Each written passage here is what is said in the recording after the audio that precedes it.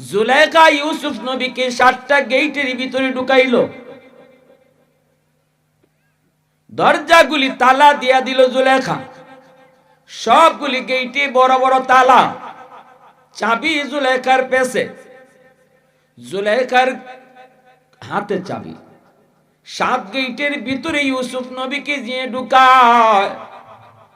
এরপরে ডাক দেয়া কই, ইউসুফ আমার মনের ইচ্ছা পূরণ করো। ইউসুফ নবী কয়, মাআযাল্লাহ, আমি আমার আল্লাহকে ভয় পাই। আল্লাহু আকবার, জোরে কর না। জুলাইখা কয়, ইউসুফ মনের ইচ্ছা পূরণ করো। ইউসুফ নবী কয়, আমি আমার আল্লাহরে ডরাই। জুলাইখা কয়, না, দরজা বন্ধ, আল্লাহ দেখবে না। ইউসুফ নবী কয়, না, দরজা বন্ধ থাকলেও আমার আল্লাহ দেখে। ঠিক কিনা জোরে বলেন। জুলাইখা তখন মূর্তির পূজা করত। শোকেসের উপরে একটা ছোট্ট মূর্তি জুলাইখা সাজায়া সাজায়া দেবতারে রাখতো আর দেবতার পূজা করত। ইউসুফ নবী যখন বলছেন আমার আল্লাহরে আমি ডরাই, আমার আল্লাহ সর্ব জায়গায় দেখে, তখনই জুলাইখা ওই দেবতার মুখটা কাপড় দিয়ে ডেকে ফেললো। ডেকে বলতেছি, ইউসুফ এই যে দেখো আমি দেবতার মুখ ডেকে ফেলেছি, এই যে দেখো ভগবানের মুখ ডেকে ফেলেছি, আর তোমার আমার এই অন্যায় দেখবে না। ইউসুফ নবী কয়, জুলাইখা তুমি তোমার দেবতার মুখ ডাকতে পারো, তুমি তোমার ভগবানের মুখ কাপড় দিয়ে ডাকলেই ভগবানে দেখে না, এটা হলো তোমার খোদা। কিন্তু আমি যারে খোদা কই, আমার খোদার মুখ কাপড় দিয়া ডাকলেও কোনোদিন ডাকা যায় না। ঠিক না? এ জুলাইখা, না, আমি যার গোলামি করি, মালিকের চেহারা কখনো কাপড় দিয়া ডাকলে ডাকা হয় না। জুলাইখা সাথে সাথে ইউসুফ নবীর দিকে সামনে আগায়। ইউসুফ নবী তখন আল্লাহর কাছে কয়, আল্লাহ কেমনে বের হব? আল্লাহ দরজা তো তালা লাগানো, ও মালিক সবগুলি গেটে তালা ঝুলানো, কেমনে আমি বের হই? আল্লাহ পাক রব্বুল আলামিন অন্তরের ভিতরে আল্লাহ পাক জানায় দিলেন, ইউসুফ শক্তি সামর্থ্য তোমার যদ্দূর আছে এদ্দূর তুমি করো। দৌড় দিয়া দরজা পর্যন্ত যাওয়া তোমার কাম, দরজা পর্যন্ত পৌঁছা তোমার কাম, তালা খুলে দেওয়া আমি আল্লাহর কাম। আর একটু আস্তে সুবহানাল্লাহ। দরজা পর্যন্ত যাওয়া আমার কাম। ওয়াল্লাযীনা জাহাদু ফীনা লানাহদিয়ান্নাহুম সুবুলানা ওয়া ইন্নাল্লাহা লামাআল মুহসিনিন।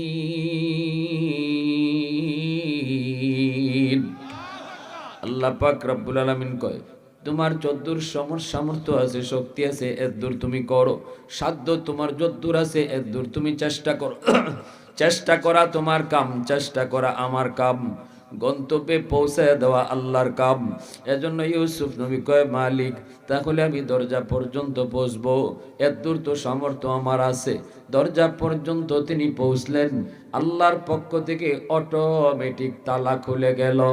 ইউসুফ নবী দৌড় দিয়ে দ্বিতীয় দরজার পাশে যান, সেখানেও আল্লাহ তালা খুলে দিলেন। তৃতীয় দরজার পাশে যান, সেখানেও আল্লাহ তালা খুলে দিলেন। ইনি দৌড় দিয়ে দরজা পর্যন্ত যায়। আস-সাইয়ু মিন্নি ওয়াল ইতমামু মিনাল্লাহ। আমার আপনার কাম হলো চেষ্টা করা, জাগা পর্যন্ত পৌঁছে দেওয়া আল্লাহর কাম। ইউসুফ নবী যতবার দরজার কাছে যা পৌঁছেন, ততবারই আল্লাহ গেট খুলে দেয়। 7টা গেট খুলে গেল। ইউসুফ নবী 7ম গেটটা যখন পার হতে চান, তখনই পিছন থেকে জুলাইখা ওনার কাপড় টান দিয়ে দৌড়ে, সাথে সাথে পিছনে জামা ছিঁড়ে গেল। ইউসুফ নবী তাকায়া দেখেন জুলাইখার স্বামী আজিজে মিশর সামনে। এইবার জুলাইখাও দেখতেছে তার স্বামীর সামনে। এইবার জুলাইখা চিন্তা করে বিপদে পড়ে গেল, স্বামীরে কি বুঝ দিবে? মুহূর্তের ভিতরে ইউসুফ নবীরে দোষ দেয়। দেখছো যে পুলাটারে আইনে তুমি লালন পালন করছো, আজকে বড় হইয়া সেই তোমার আমানতে খেয়ানত করতে চাইছে। ইউসুফ নবী কয়, মিথ্যা কথা, আমি কোনো অন্যায় করি নাই, আপনার স্ত্রী অন্যায় করতে চাইছে। জুলেখা কয় না আমি না, ইউসুফ নবী কয় আমি না, জুলেখায়। এই অবস্থায় আজিজি মিশর সে কার কথা মানবো, কার কথা বিশ্বাস করব, কে সত্য আর কে মিথ্যা? ওই অবস্থায় একটা দুধের বাচ্চা আইসা, আল্লাহ তার জবান খুলে দিছে। দুধের বাচ্চাটা আওয়াজ দিয়া কয়, ও আজিজি মিশর, কে সত্য আর কে মিথ্যা এটা তাদের মুখের কথা শুনলে লাভ নাই। আমি একটা রুল বলে দেই, থিওরি বলে দেই, ওই থিওরি মতে সামনে আগাও, তুমি নিজেই বুঝবা কে সত্য আর কে মিথ্যা। কেমনে? কই ইউসুফের জামা সামনের দিকে সিরা না পিছনের দিকে সিরা এটা দেখো। যদি সামনে সিরা হয় তাহলে ইউসুফ দোষী, আর যদি পিছনে সিরা হয় তাহলে জুলেখা দোষী। বুঝা গেল ইউসুফ সামনের দিকে ভাগতে চাইছে, বাঁচতে চাইছে, আর পিছনে জুলেখা কাপড় টান দিয়ে ধরছে। পিছনে যদি সিরা পাও ইউসুফ নির্দোষ, জুলেখা দোষী। দুধের বাচ্চার এই কথা শুনিয়া আজিজি মিশর কয়, সুন্দর তো থিওরিটা। সে নিজেই যখন ইউসুফ নবীর জামা চেক করে দেখে পিছনের দিকে সিরা, অতএব ইউসুফ নবী নির্দোষ, জুলেখা দোষী। ঠিক না? হ্যাঁ, ওই দিন দুধের বাচ্চাটা ইউসুফ নবীর পক্ষে সাক্ষী দিছিল। পৃথিবীতে 3টা দুধের বাচ্চা শিশু অবস্থায় তারা কথা কইছে, দুধের মার দুধ খাওয়া অবস্থায় কথা কইছে। এক হলো এই ইউসুফ নবীর পক্ষে যে দুধের বাচ্চাটা সাক্ষী দিছিল, এটা আল্লাহর কুদরত। যে বাচ্চা দুধ খায় আবার কথা কয়, দুধের বাচ্চা কথা কয়, এটা আল্লাহ চাইলে কইতে পারে, এটা আল্লাহর ক্ষমতা। ঠিক কি না? আল্লাহর কুদরত। আল্লাহর কুদরতের সাথে আমাদের যুক্তি চলবে না, আমাদের বুদ্ধি চলবে না, আমাদের পণ্ডিতিও চলবে না। আমার আপনার যুক্তি, বুদ্ধি, বিবেক যেখানে যায় ফেল করবে, এখানে আল্লাহর কুদরত শুরু হবে। ঠিক কিনা ভাই? আরো জোরে বলেন। হ্যাঁ, এজন্য মেরাজের সফরে আল্লাহ যখন তার নবীরে মেরাজে নিয়ে গেছেন, আমার ভাইরা বন্ধুরা, যুবক, রজব মাসের 26 তারিখ দিবাগত রাত নবীকে নিয়ে যখন আল্লাহ পাক রব্বুল আলামিন জিব্রাইল মারফতে বাইতুল্লাহ থেকে বাইতুল মুকাদ্দাস পর্যন্ত সফর করাইলেন, এই সফরের ভিতরে মায়ার নবী, দয়ার নবী লম্বা সফর করলেন, হাজার হাজার মাইল পাড়ি দিলেন। বুরাকের পিঠে সওয়ার হয়ে নবী গেলেন। সকল নবীকে আল্লাহ জমা করলেন। সব নবীর সাথে মসজিদে আকসায় পরিচয় হলো। নবীজি ইমামতি করলেন। সব নবী নবীর পিছনে নামাজ পড়লেন। এরপরে নবীকে সপ্ত আকাশে আল্লাহ উঠায় নিলেন, আল্লাহর সাথে কথা হলো।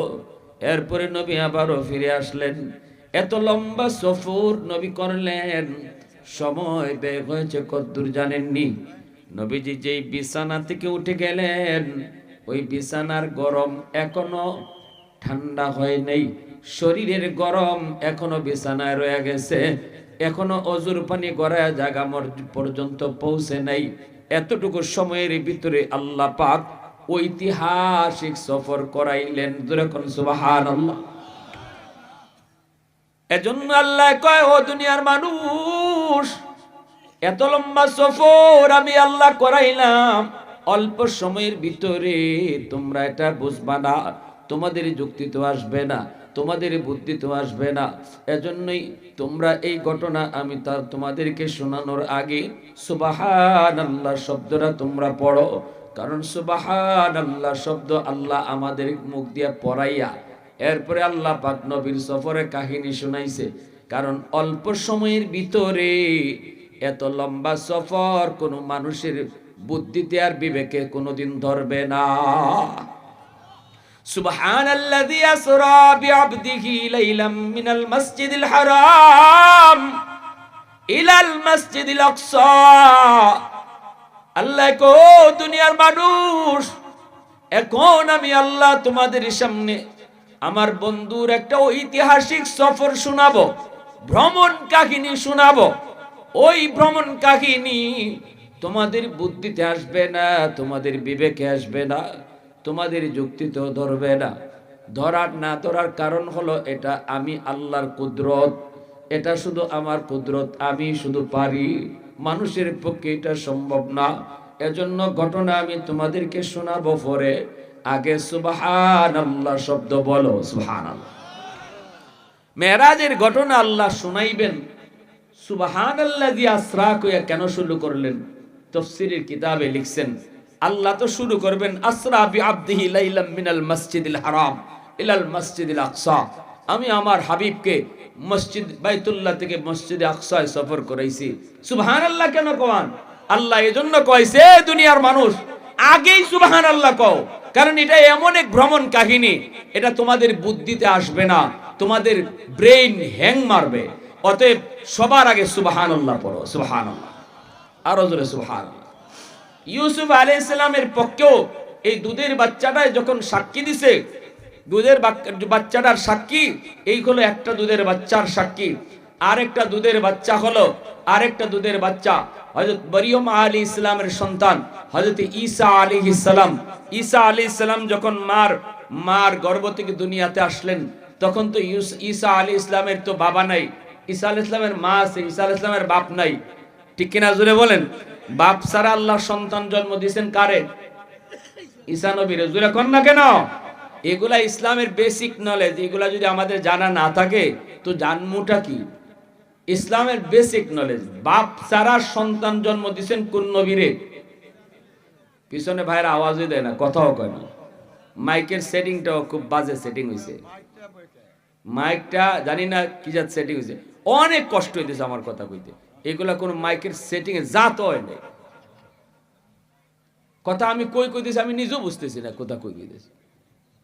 যাই হোক, এরপর আমি মাইক নিয়ে কোনো জায়গায় বেশি কথাবার্তা কই না, যা পাই আলহামদুলিল্লাহ এটার উপরে কথা চলে। এইবার আপনাদের কপাল আর আমার কপাল, এর বেশি কিছু করার নাই, ঠিক কিনা জোরে বলেন? যা হওয়ার হয়ে গেছে গে, ওই ভালো হইব নাইলে খারাপ হইব, কপাল, আর কিছু করার নাই। যে কথা শুনতেছিলেন বলেন, আমার কথা বলেন। ঈসা আলাইহিস সালামকে আল্লাহ জন্ম দিয়েছেন, মা আছেন কিন্তু কি নাই? জোরে বলেন, কে নাই?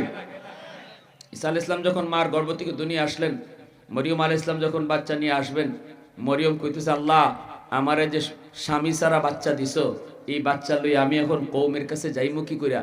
গেলে পরেই তো এরা জিগাইব, মরিয়ম বাচ্চা পাইলে কই তুই বিয়া হইছে কবে, কার সাথে হইছে?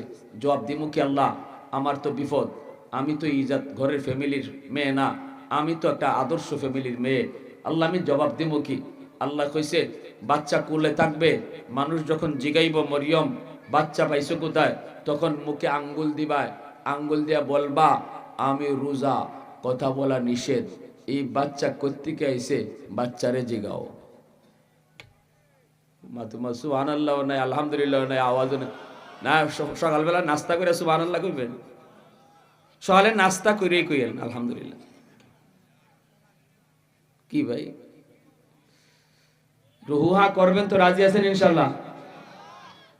মরিয়ম আলাইহিস সালামকে যখন এলাকার মানুষেরা জিগায় মরিয়ম বাচ্চা পাইছো কই, মরিয়ম আলাইহিস সালাম কয় এইদিকে ইশারা দেয়, ফাশারাত ইলাই, ইশারা দিয়া কয় বাচ্চারে জিগাও। এরা কয় এটা কেমন কথা? দুধের বাচ্চারে জিগাইতাম এই বাচ্চা কোত্থেকে আইছে, তারপরও জিগাইছে। আল্লাহ ঈসা আলাইহিস সালামের জবান খুলে দিছে, মার কোলে থেকে এই যে দুধের বাচ্চা। ঈসা আলাইহিস সালাম কি কয়? ইন্নী আব্দুল্লাহ আতানিয়াল কিতাবা ওয়া জাআলানি নাবিয়্যা, আমি আল্লাহর গোলাম, আল্লাহ আমাকে কিতাব দিয়ে পাঠাইছে, নবী বানিয়ে পাঠাইছে। আল্লাহু আকবার, জোরে বলেন। আমার মাকে তোমরা কোনো ধরনের খারাপ কথা বলবা না, আমার মার চরিত্র খারাপ না, আমার মা পুত পবিত্র, আমার মার কোনো দোষ নাই। আল্লাহ আমাকে তার কুদরতে দুনিয়াতে পাঠাইছে বাপ সারা। আল্লাহু আকবার, জোরে বলেন। বাচ্চার কথা যুবক, বুখারী শরীফ জিলদে সানি, একজন আল্লাহর ওলি নাম হলো জুরাইজ, জঙ্গলে থাকেন, আল্লাহ আল্লাহ জিকির করেন। আমাদের জমানার না, বনি ইসরাইলের একজন বহুত বড় আল্লাহর ওলি, এই উম্মতে মুহাম্মদিনা বনি ইসরাইলের একজন ওলি, জঙ্গলের মধ্যে থাকেন, আল্লাহর গোলামি করেন। এই অবস্থায় মা 2 দিন গেল সন্তানের কাছে, যায় দেখে দরজা লাগানো, মা বাহির থেকে ডাক দিয়া কই বাবা জুরাইজ। জুরাইজ তখন নামাজের মধ্যে মগ্ন, মার ডাক শোনার পরেও তিনি নামাজ ভাঙ্গেন নাই। ইনি মনে মনে ভাবতেছিল নামাজটা শেষ করি, এরপরে দরজা খুলে দেখবো আম্মা কেন আসছে, কেন ডাকে। কিন্তু দরজা খোলার পর তাকায় দেখে মা নাই, মা অপেক্ষা করে বাড়ি চলে গেছে। দ্বিতীয় দিন মা আবারও আসছে, আইসা দরজার পাশে আইসা ডাক দেয়, বাবা জুরাইজ। এই দিনও জুরাইজ নামাজের মধ্যে মগ্ন। জুরাইজ তখনও মনে মনে ভাবতেছে নামাজ শেষ করি, তারপরে মার ডাকে জবাব দিব। নামাজ শেষ করে দরজা খুলে তাকায় দেখে মা নাই, মা আবারও চলে গেছে। তৃতীয় দিন আবারও মা আসছে, আইসা দরজার পাশে ডাক দিছে, বাবা জুরাইজ। ওই দিনও জুরাইজ নামাজে মগ্ন। জুরাইজ মনে মনে ভাবতেছে নামাজ শেষ করে মার ডাকে জবাব দিব, কিন্তু না না, ওই দিন যখন মা যায় তখন মা একটা বদদুয়া দিয়ে যায়। বদদুয়া, মা বদদুয়াটা দিয়েছিল, বাবা 3 দিন আইলাম, দরজার পাশে দাঁড়ায় দাঁড়ায় ধরে ডাকলাম, কিন্তু তুই দরজায় পাশে ডাকার শোনার পরও, আমার আওয়াজ শোনার পরও তুই দরজা খুললি না। ঠিক আছে, তুই তোর ইবাদত কর, তুই তোর আল্লাহর জিকির কর। আমি মার ডাকে যখন জবাব তুই দিলি না, আল্লাহ যেন তোকে কোনো বেশ্যা নারীর ফান্দে ফালায়। নাউজুবিল্লাহ। এটা মায় বদ্ধ দিয়ে গেছে। কিছুদিন পরেই দেখা গেল, ওই ওই তো দেখ এই ফুলাটা তার সাথে, এরা ধরো, এরা ধরেন, ওই যে খাড়াই রয়েছে ফুলাটা, এরা তো এই লাইটটা আছে, এরা ধরেন। একবার আমার চোখের মাঝে মারছে। কি আশ্চর্য!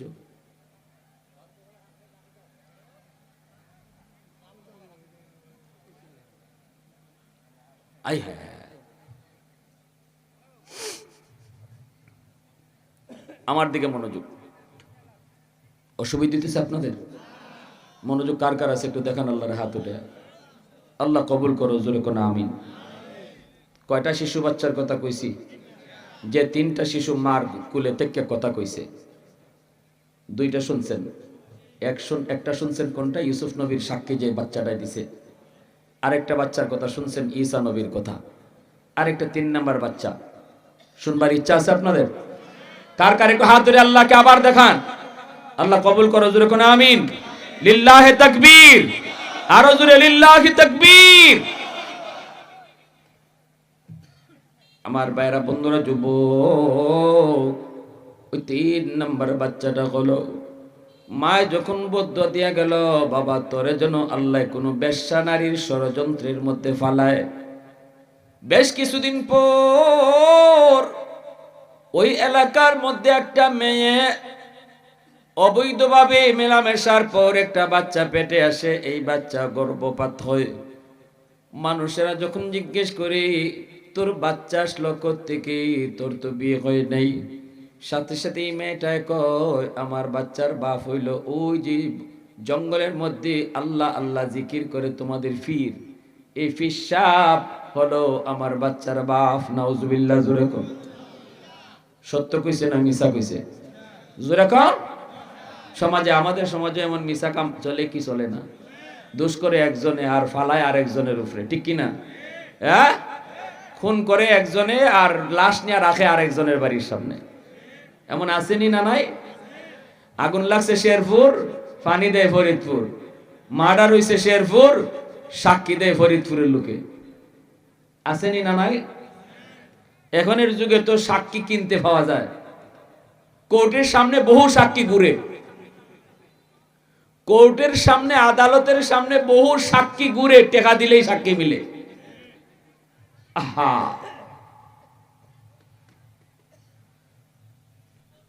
ঘটনা হলো ওই মেয়েটা একটা রাখালের সাথে অন্যায় কাজ করছে। রাখালের সাথে। রাখাল বলতেছে, এই বাচ্চাটা এখন তোর, আমার তো অন্যায় কাজের দ্বারা বাচ্চা হইছে, এখন যদি তোর এই বাচ্চাটার বাপ আমারে কস, তাহলে তোরেও এলাকার মানুষে মারবো, আমারেও হত্যা করব, কারণ আমরা নিরীহ মানুষ, ছোটখাটো গরিব মানুষ। কারণ সমাজে এখন তো বিচার চলে গরিবের উপরে, ধনীর বিচার নাই। চেয়ারম্যানের ফুলা ডাকাতি করলেও বিচার নাই, আর রিক্সাওয়ালার পুলায় যদি একটা লাউ চুরি করে তাও আটকানো হয়, ঠিক কিনা? জানি না আপনাদের এলাকার হালত কি। আবার চেয়ারম্যান সাহেব রাগ করে আমার উপরে। আপনাদের চেয়ারম্যান সাহেবের কথা কই না, আমাদের সিলেটে এইরকম চলে।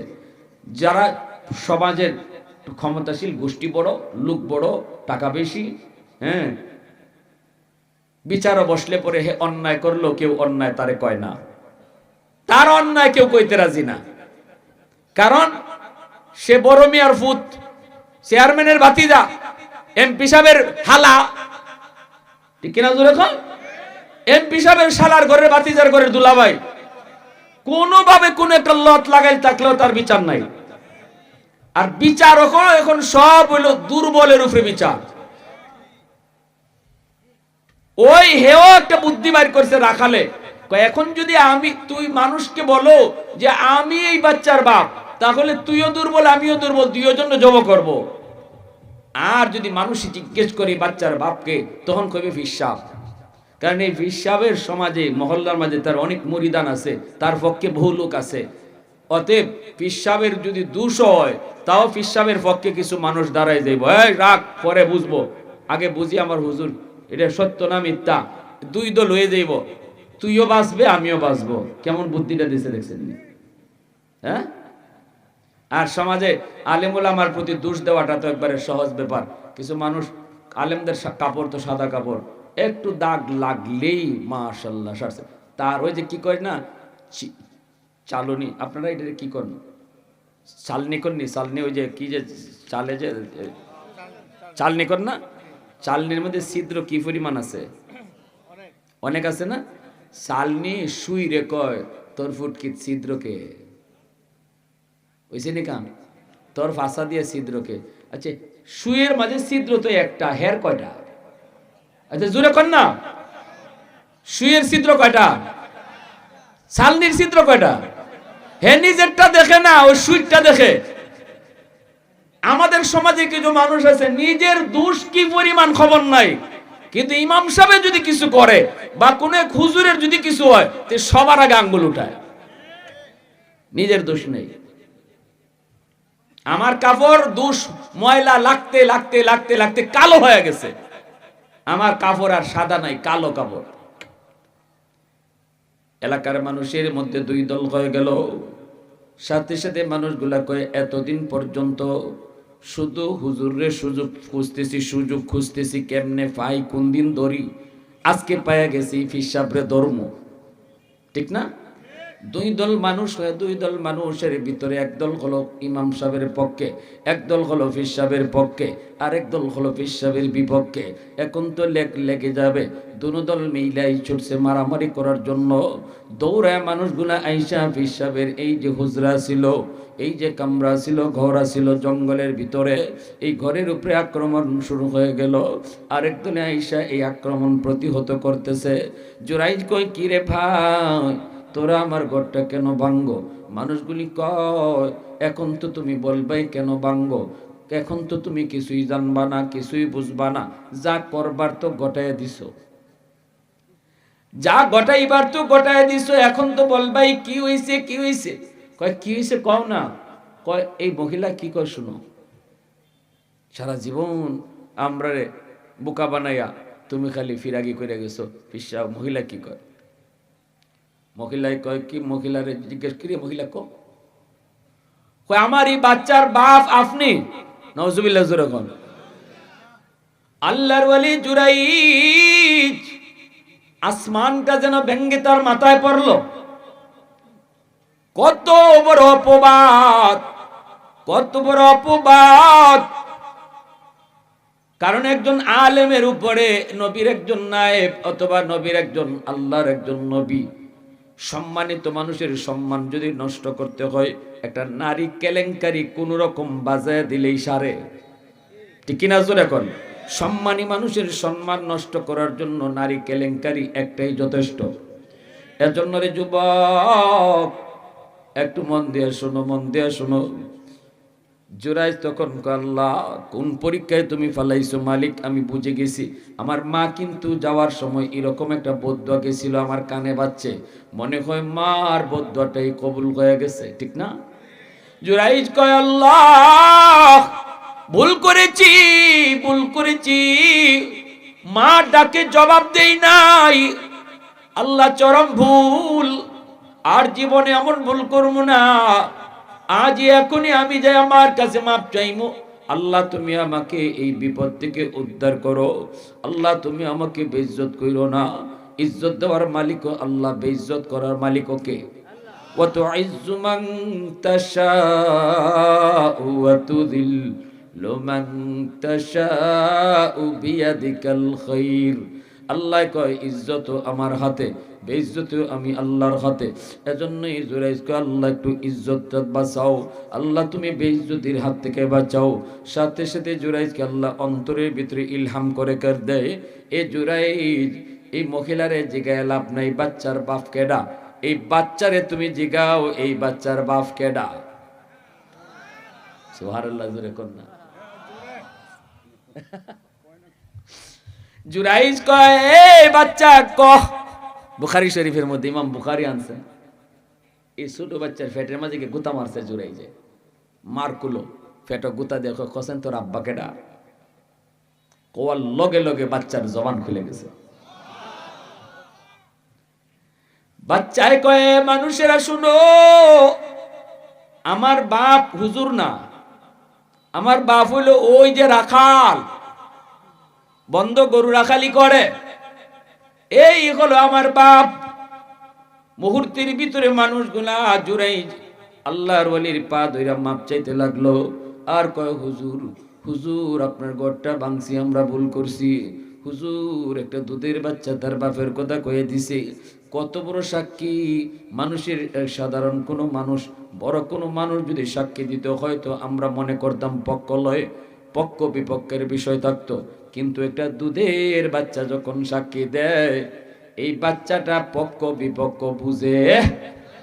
জোরে বলেন, নিরপেক্ষ ভাবে, একদম পক্ষ বিপক্ষ কোনো পক্ষ না নিয়ে বাচ্চাটা সাক্ষী দিছে, হুজুর আমরা ভুল হয়ে গেছে, হুজুর মাফ করে দেন, হুজুর আপনার ঘরটা আমরা আবার বিল্ডিং করে দেই, আসিল কাঁচাঘর বিল্ডিং করে দেই। জুরাইজ কয় এটা তোমরার দোষ না, তোমাদের কোনো অন্যায় হয় নাই, তোমাদের কোনো দোষ হয় নাই, দোষটা আমারই। কয় কিরকম? গন্ডগোল আমি লাগাইছি, মার ডাকে জবাব না দিয়া। সুবহানাল্লাহ, জোরে কর।